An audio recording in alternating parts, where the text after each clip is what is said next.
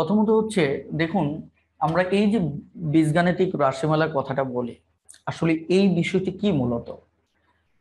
যেমন আমি যদি এখানে 2a প্লাস 3b এটি লিখি, এটি হচ্ছে আমার কে একটি রাশিমালা। ওকে, অথবা একটা রাশি। এখন এই রাশির দেখা যাচ্ছে বিভিন্ন পদ আছে, যেমন এটা একটা পদ, তেমনি ভাবে এটি একটি পদ। আমরা অনেক সময় বলি না রাশিমালাগুলোর পদ, পদ কি, এইটুকু একটা পদ, এইটুকু একটা পদ। অর্থাৎ এই যে আমি যদি আরেকটু লিখি, যেমন 5c, তাহলে এটি একটি পদ। তার মানে এই যে যোগ সাইন এবং আমি যে বিয়োগ সাইনটা ইউজ করে যে রাশিমালাগুলি লিখতেছি, এই এক একটা যোগ এবং বিয়োগ সাইনের মাঝে যারা রয়েছে এরাই হচ্ছে এক একটি কি পদ। আমার যদি ধরেন শুধুমাত্র 7b থাকে, তাহলে বুঝতে হবে এখানে একটি পদ আছে, রাইট।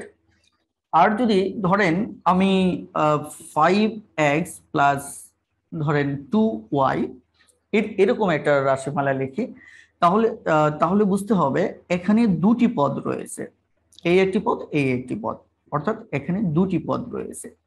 একইভাবে আপনি যদি এখানে দেখেন, এখানে কিন্তু আমার তিনটি পদ রয়েছে। ওকে, এখানে তিনটি পদ রয়েছে।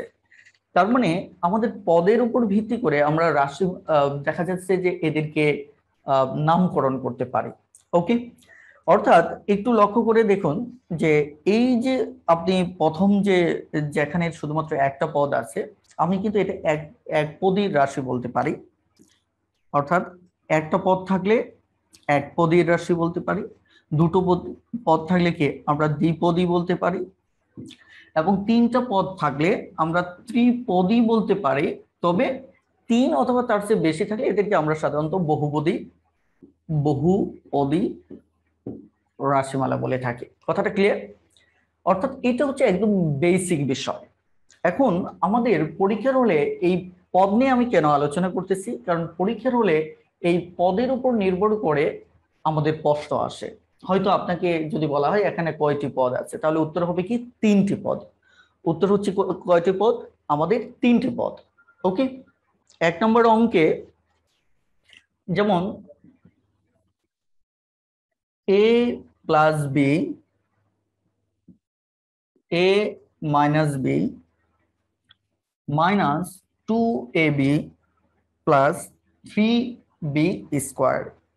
অর্থাৎ আপনাকে বলা হলো এখানে পদের সংখ্যা কয়টি, অর্থাৎ এখানে কয়টি পদ আছে, তাহলে আপনি অঙ্কটা কিভাবে করবেন? তাহলে আপনাকে যে কাজটা করতে হবে, প্রথমত এই যে দেখুন এখানে কিন্তু যে অবস্থাটা আছে, এটা কিন্তু প্লাস মাইনাস দিয়ে আলাদা নেই, গুণ অবস্থায় আছে। এটাকে আপনি ভাঙিয়ে নিতে পারেন। এটি যদি ভাঙিয়ে নেন তাহলে দেখা যাচ্ছে যে a square minus B square হবে। আমি এটা মুখস্থ বললাম, মুখস্থ কেন বললাম, কারণ আপনারা জানেন যে a square minus B square সমান আমরা লিখতে পারি a প্লাস বি, আমরা লিখতে পারি a মাইনাস বি। তার মানে কোথাও যদি এমনটা পাই তাহলে আমি এমনটা লিখতে পারি। তবে আজকের আলোচনায় আমরা দেখব যে এই ধরনের দুটি উৎপাদককে কিভাবে আমরা গুণ করব, এই গুণের পদ্ধতি নিয়েও আমরা আজকে আলোচনা করব। তবে যখন যেখানে যে আলোচনাটুকু দরকার আমি সেখানেই সেই আলোচনা করব ইনশাআল্লাহ। ওকে, এবার দেখেন আমরা যদি এখানে লিখি 2ab প্লাস 3b স্কোয়ার, তাই কিনা?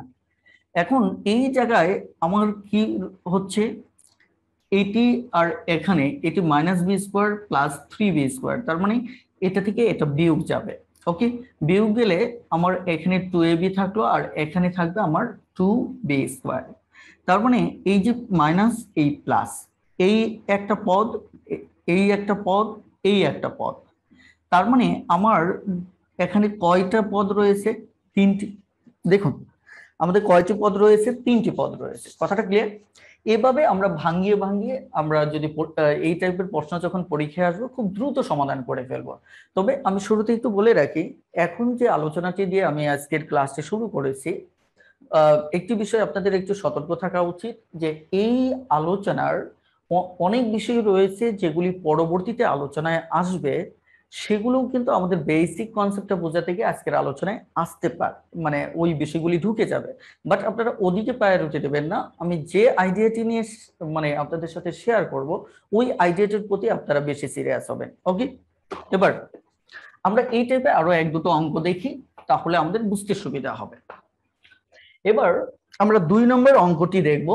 আমি আজকের অঙ্ক সহজ অথবা কঠিন এদিকে দৃষ্টি না দিয়ে আমার যতটা সম্ভব আমি আজকে আলোচনা করব।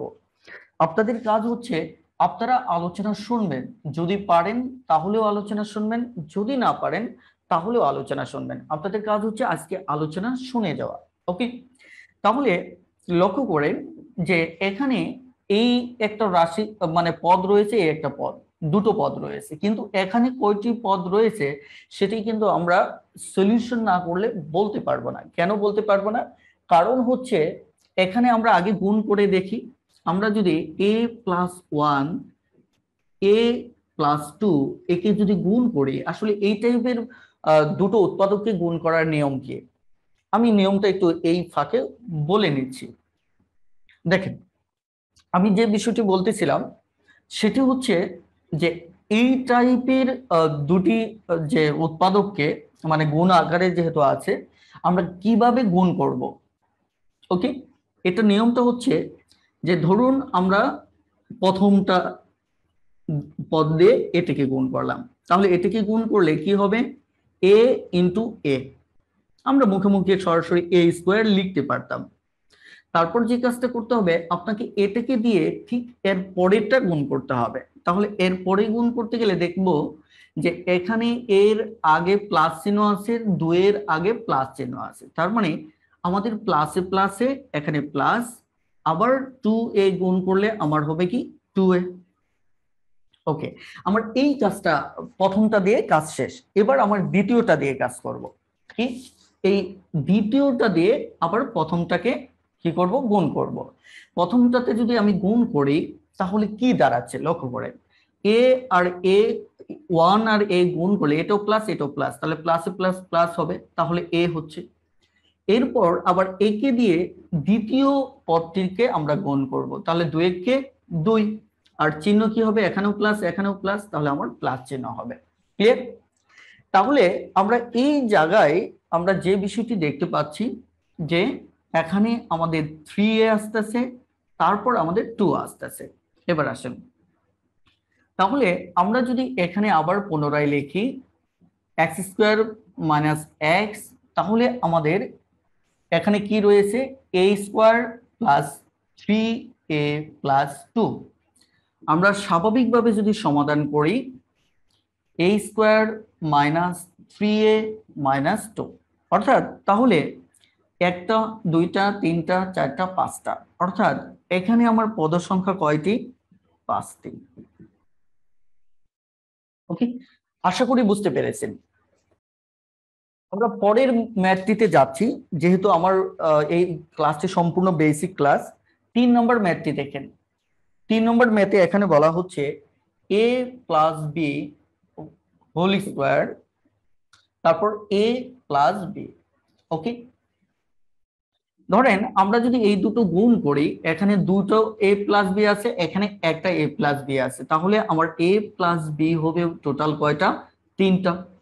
আমরা এটি পরবর্তীতে সূচকে দেখব, যদি এমনটা থাকে ধরেন এর পাওয়ার 3 এর পাওয়ার 2, তাহলে সূচকের নিয়ম অনুসারে যেটি করতে হয় যে উপরে ভিত্তি ভিত্তি মিলে গেলে পাওয়ার আমাদের যোগ করতে হয়, রাইট?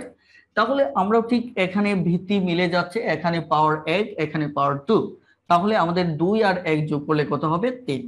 অর্থাৎ এই হচ্ছে আমার এইটুকুর সলিউশন। মনে রাখবেন যে আমরা যদি এটাকে পুরোপুরি সমাধান করি তাহলে আমাদের টোটাল 4টা পদ আসবে, কিন্তু আমরা সবসময় পুরোটা সমাধান করব না যদি আমাদের এই ধরনের পাওয়ার চলে আসে, যে টোটালটার উপর যদি পাওয়ার চলে আসে। তাহলে মনে রাখবেন যে এখানে যদি পাওয়ার 3 আসে, তার সাথে যদি 1 যোগ করেন, তাহলে আমার যে রেজাল্ট আসবে, আমার পদ সংখ্যা কয়টি, ঠিক ওই কয়টি, অর্থাৎ এখানে পদ সংখ্যা হচ্ছে আমার কয়টি, 4টি। তার মানে শুধুমাত্র শর্ট টেকনিকটা এই জায়গায় খাটবে যদি আমার কি টোটালটার উপর পাওয়ার চলে আসে, শুধুমাত্র সেক্ষেত্রে আপনার শর্টকাটটা খাটবে। যেমন এই টাইপের আরো একটা ম্যাথ আছে, লক্ষ্য করেন। যেমন 4 নম্বর ম্যাথটা দেখেন, 4 নম্বর ম্যাথের ক্ষেত্রেও একই অবস্থা। দেখেন প্রথম দুটো ম্যাথ কিন্তু সরাসরি সব কটা পদ সংখ্যা আমি বের করে তারপর উত্তর লিখেছি, কিন্তু পরেরটাতে টোটালটার উপর পাওয়ার আসাতে আমরা কি করলাম, যে পাওয়ারের সাথে এক যোগ করে যে রেজাল্টটা আমরা ধরে নিচ্ছি সেটি হচ্ছে পদ সংখ্যা। ধরে নিচ্ছি না, সত্যিকার অর্থে আমরা যদি a+b হোল কিউব ভাঙাই তাহলে আমাদের ঠিক ওই পরিমাণ পদ সংখ্যা চলে আসবে। এখন 4 নম্বর অঙ্কটা যদি আপনি দেখেন, 4 নম্বর অঙ্কে যেমন a+3b, a+3b হোল স্কোয়ার, তারপর a-3b হোল স্কোয়ার, ওকে, এই টোটালটার উপর কি আমার পাওয়ার আছে। ওকে, এখানে আমাদের সূত্র একটা বেসিক আপনাদের একটু মাথায় রাখা উচিত। বেসিকটা হচ্ছে এরকম যে আপনি যদি ধরেন এ এবং বি এর উপর যদি পাওয়ার 2 থাকে, তাই কিনা, তাহলে আমরা বীজগণিতে একে এভাবে লিখতে পারি। অর্থাৎ ভিতরে যদি গুণ আকারে থাকে তাহলে আমরা এর সাথেও দিতে পারি, এটা এর সাথেও আমরা দিতে পারি। তাহলে আমার যদি এই অবস্থা থাকে তাহলে তাকে আমি ঠিক আগের অবস্থানে লিখতে পারি, পারি কিনা। তাহলে দেখেন তো, এই যে এর উপর পাওয়ার 2 আছে, এর উপর পাওয়ার, এটা গুণ আকারে আছে, তাহলে এই টোটাল 2টা আমি উপরে নিয়ে যেতে পারি। যেমন আগে থেকেই যদি ধরেন আমার এমনটা থাকতো, ধরেন এরকম যদি থাকতো, তাই কিনা, ধরেন এরকম পাওয়ার আছে, তাহলে এই দুটো পাওয়ার আমি একসাথে উপরে নিতে পারতাম। আগে থেকে 2 ছিল এবং এই দুটো একসাথে উপরে নিয়ে গেলাম, তাহলে আমার এবি এর পাওয়ার কত হতো, আমার 4 হতো। ওকে, এবার লক্ষ্য করুন যে এই জায়গায় আমরা ঠিক সেই কাজটি করব। কেন করব, ওই সূত্র ট্রিক্সটাকে আমরা অ্যাপ্লাই করার জন্য। ওকে, তাহলে এখানে অলরেডি 2 আছে আর এই দুটো আমরা উপরে নিতে পারবো। দুটো বলতে কি একটাই, যে ধরেন ছিল এরকম, একটা 2কে এর সাথে গুণ করছে, একটা 2কে এর সাথে গুণ করায় এরকমটা হয়েছে, তাহলে এরকম ছিল, এরকমটা হয়েছে, তাহলে এখান থেকে আমরা আবার এই জায়গায় ফিরতে পারি। তাহলে আমাদের এখানে কত হচ্ছে, যে 3b, এখানে আমাদের 4 হচ্ছে। তার মানে টোটালটার উপরে কিন্তু গুণাকারে রয়েছে। দেখেন এখানে টোটালটার উপরে কিন্তু আমার পাওয়ার 4 আছে। টোটালটার উপর পাওয়ার যেহেতু 4 আছে, তার মানে এর সাথে আমি 1 যোগ করার পর আমার আসবে কত, 5। তার মানে পদ সংখ্যা এখানে কয়টি আছে, 5টি আছে। ওকে, আপনার এই জিনিসটার মানে কি, এই যে এর উপর যে দুটো মানে পাওয়ার 2 আছে, এই এই জিনিসটার মানেটা কি। ওকে, এই জিনিসটার মানে কি, এই জিনিসটার মানে হচ্ছে এখানে এ আছে আমার টোটাল কয়টা, 2টা। এ আছে টোটাল কয়টা, 2টা। তাহলে এখানে যদি এ দুটো হয় তাহলে এখানে কয়টা আছে, এখানে একটা, এটা তো দেখাই যাচ্ছে একটা। এখন আমি এটা জাস্ট বোঝার সুবিধার্থে এখানে 1 দিয়েছিলাম যাতে আপনাদের বুঝতে সুবিধা হয়। ক্লিয়ার। আর সূচকের নিয়ম অনুসারে আমাদের ভিত্তি যদি 1 হয় তাহলে পাওয়ারটা কি করা হয়, যোগ করা হয়। ওকে, পাওয়ারটা কি করা হয়, আমাদের যোগ করা হয়। এখানে আপনারা একটা বিষয় বলছিলেন, যেমন আমি যখন 3 নম্বরটা করলাম তখন কিন্তু আমি একটা বিষয় আপনাদেরকে বলেছিলাম, সেটা কি a+b হোল কিউব। আমি আপনাদের একটা বিষয় বলেছিলাম যে এরকম যদি টোটালটার উপর পাওয়ার আসে তাহলে পদ সংখ্যা বের করার শর্ট টেকনিক হচ্ছে এর সাথে আমি কি করব, 1 যোগ করব, যোগ করলে আমার কত হবে, 4 আসবে। এখন আপনাদের প্রশ্ন হচ্ছে এটা কেন যোগ করব, এটি আমি কেন এর সাথে 1 যোগ করব, এটি দু একজনে প্রশ্ন করেছেন যে 1 কেন যোগ করব। আসলে এটা হচ্ছে আমার টেকনিক। আর বেসিকটা হচ্ছে এরকম যে আপনি এই সূত্রর মানে কি, a³ + 3a² + 3ab² + b³। আপনি যদি এটা সমান এটা লেখেন, এবার আপনি গণনা করে দেখেন তো, একটা, দুইটা, তিনটা, চারটা, তাহলে রাশির সংখ্যা কয়টা? রাশি, সরি, পদ সংখ্যা এখানে কয়টা? তাহলে পদ সংখ্যা হচ্ছে এখানে আমার চারটে। এখন কেন যোগ করতে হবে সেটা প্রমাণ হচ্ছে এটা, যে এখান থেকে পাইছি 3, আর এই চারটি, এটা তো আপনি বারবার গবেষণা করতে পারবেন না। গণিতবিদগণ গবেষণা করে দেখছেন যে এই জিনিসটার সাথে এক যোগ করে দিলে আপনি বিস্তারিত সমাধানটুকু না করলেও আপনার অঙ্ক হয়ে যাবে। তার মানে পদ সংখ্যা হচ্ছে আমার কয়টি? চারটি। ক্লিয়ার? ওকে। একইভাবে এখন 4 নম্বরটা ভাঙতে গেলে কিন্তু আমাদের অনেকটা সময় লাগবে, এই কারণে আমি ভাঙতেছি না, যেহেতু আপনাদের জরুরি না। আমি কিন্তু বারবার বলছি, যখনই আপনাদের জরুরি কোনো কিছু হবে সেটা আমি কখনোই রেখে যাব না, এটা সবসময় মাথায় রাখবেন। এই ক্ষেত্রে আমার চিন্তার উপর আপনারা যখন একটু নির্ভর করবেন, তখন এটা আপনাদের জন্যই ভালো হবে।